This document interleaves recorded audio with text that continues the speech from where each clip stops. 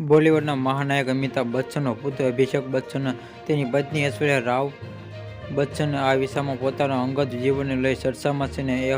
એવા અહેવાલો છે કે સાસુ અને નણંદ સાથેના મતભેદના કારણે ઐશ્વર્યા તેના સાસરાનું ઘર છોડી અને તેના માતાના ઘરે રહે છે.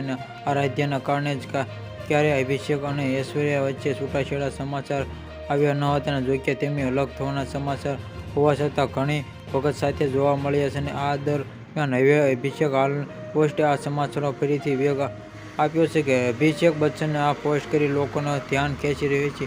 ચર્ચામાં છે કે અભિષેક બચ્ચને પોતાના ઇન્સ્ટાગ્રામ સ્ટોરી પર અનેક રહસ્યમય પોસ્ટ કરી છે કે જેને લોકોનું ધ્યાન ખેંચી રહ્યું છે.